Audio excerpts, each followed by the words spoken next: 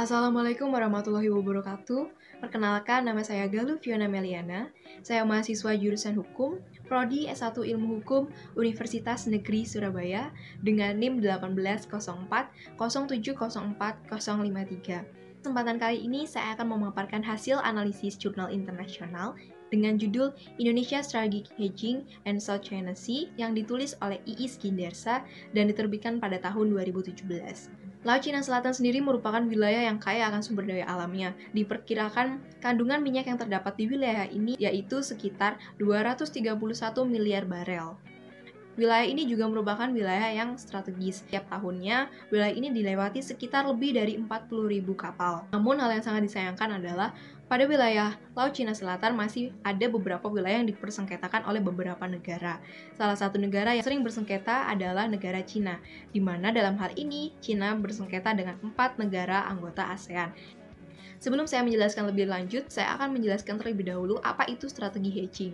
Menurut Dong, strategi hedging adalah strategi atau kemampuan untuk meminimalkan dan mengurangi resiko yang terjadi karena ketidakpastian sistem, meningkatkan kebebasan dalam manuver, mendiversifikasi opsi strategi yang ada, dan membangun preferensi musuh.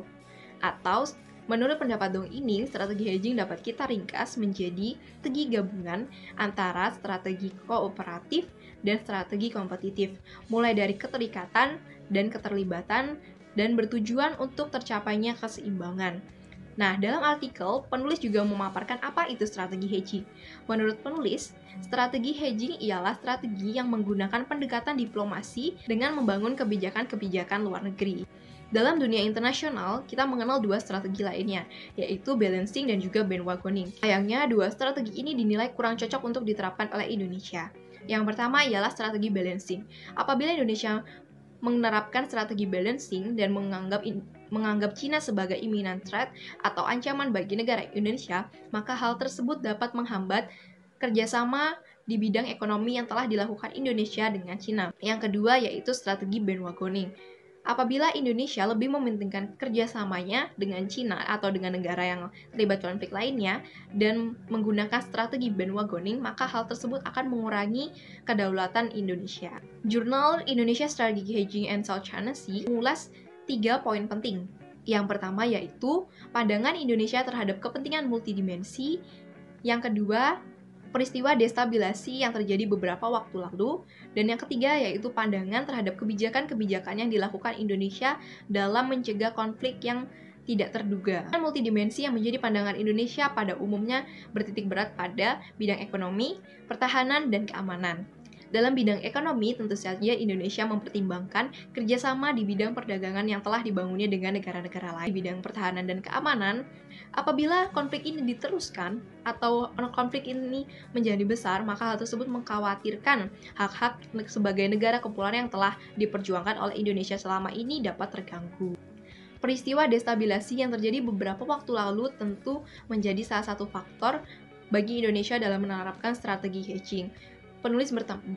Penulis artikel berpendapat bahwa sengketa Laut Cina Selatan dalam masa mendatang akan tetap memiliki potensi yang rendah.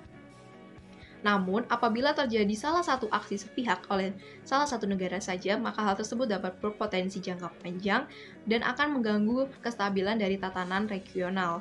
Dan yang ketiga ialah tanggapan terhadap kebijakan-kebijakan yang dilakukan oleh Indonesia dalam mengatasi konflik tak terduga yang akan terjadi pada Laut Cina Selatan ini.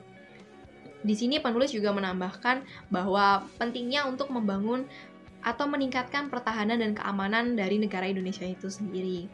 Lalu sebenarnya apa yang menjadi pokok masalah pada sengketa Laut Cina Selatan? Masalah yang mendasar pada sengketa Laut Cina Selatan ialah masalah kedaulatan teritorial, di mana dalam hal ini negara-negara memiliki klaim terhadap suatu wilayah teritorial di Laut Cina Selatan dan menggunakan dasar untuk mengklaim yang berbeda. Dasar-dasar untuk mengklaim yang digunakan oleh negara-negara ini dapat kita bagi menjadi dua, yaitu dasar hukum dan juga dasar historis. Dasar historis digunakan oleh Cina untuk mengklaim wilayah teritorialnya. Di sini Cina berpendapat bahwa ia telah menggunakan wilayah Laut Cina Selatan sejak abad 2 sebelum Masehi untuk kepentingan ekonomi, ilmu pengetahuan, dan juga untuk kepentingan politik. Bahkan pada tahun 1947, Cina mengeluarkan peta yang merinci wilayah kedaulatannya di Laut Cina Selatan, atau kita kenal dengan Nine Dash Line, atau dapat juga disebut dengan 9 garis putus-putus. Sedangkan negara anggota ASEAN lainnya mengacu klaim berdasarkan hukum. Tentu saja negara-negara ini berdasarkan UNCLOS. Menurut negara-negara ASEAN, klaim historis yang digunakan oleh Cina sudah tidak berlaku karena keluarnya konvensi ini. UNCLOS mengharuskan negara-negara yang terhubung untuk menentukan suatu pedoman aturan adat hukum internasional yang berisikan tentang akuisisi kerugian wilayah. Di samping itu, negara-negara juga harus terus mengadakan kerjasama dan mempromosikan UNCLOS sehingga tidak terjadi perbedaan penafsiran dalam pengaturan-pengaturan yang telah ada. Kita semua tahu bahwa tindakan Cina merupakan tindakan yang sepihak dan mengkhawatirkan dunia internasional. Tetapi Indonesia tidak dapat bertindak dengan gegabah terhadap tindakan Cina karena kerjasama yang telah dibangun Indonesia dengan Cina. Oleh karena itulah, strategi hedging ini merupakan strategi yang fleksibel dan paling cocok untuk diterapkan oleh negara Indonesia. Dalam penerapannya, Indonesia merupakan negara yang pertama kali mengadakan Code of Conduct bagi negara-negara yang terlibat konflik di Laut Cina Selatan. Strategi hedging ini juga dapat dilihat pada kebijakan-kebijakan yang telah dilakukan oleh Indonesia. Kebijakan ini terdiri dari 4. Yang pertama ialah pragmatisme ekonomi yang dilakukan oleh Indonesia dalam investasi dan juga kerjasama. Yang kedua ialah indirect balancing. Kegiatan ini dilakukan dengan mengadakan kerjasama dengan Amerika Serikat dalam bidang pertahanan dan juga keamanan. Yang ketiga ialah dominance denial, dan yang keempat ialah binding engagement. Binding engagement sendiri telah dilakukan dengan cara kerjasama antara Indonesia dengan Cina pada tahun 2005. Dasar dari kebijakan-kebijakan yang telah disebutkan sebelumnya ialah adanya kekhawatiran-kekhawatiran dari negara Indonesia terhadap sengketa Laut Cina Selatan, terutama dari tindakan Cina yang seringkali secara sepihak mengklaim wilayah kedaulatannya. Kekhawatiran Indonesia yakni pada bidang ekonomi, politik, dan juga keamanan. Pada bidang ekonomi, Indonesia khawatir apabila sengketa Laut Cina Selatan ini memanas, itu akan berakibat pada pendistribusian barang yang melalui jalur Laut Cina Selatan, sehingga proses pendistribusian barang dan kegiatan perdagangan dapat terhambat karena adanya konflik ini. Di bidang politik, Indonesia khawatir akan terjadinya polaritas politik yang terjadi di wilayah ASEAN, sehingga hal tersebut dapat mengakibatkan instabilitas politik di wilayah ASEAN itu sendiri. Kawasan keamanan, Indonesia khawatir akan penguasaan wilayah yang dilakukan oleh negara Cina, serta Indonesia khawatir akan terjadinya arms build-up yang terjadi di wilayah Cina Selatan. Dalam artikel ini, penulis telah menjelaskan berbagai macam kekhawatiran Indonesia pada Laut Cina Selatan. Hal tersebut telah ditulis oleh penulis secara rinci dan juga tersistematis. Bahkan salah satu nilai positif dari artikel.